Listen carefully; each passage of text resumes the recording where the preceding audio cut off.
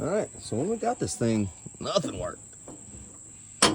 Check it out.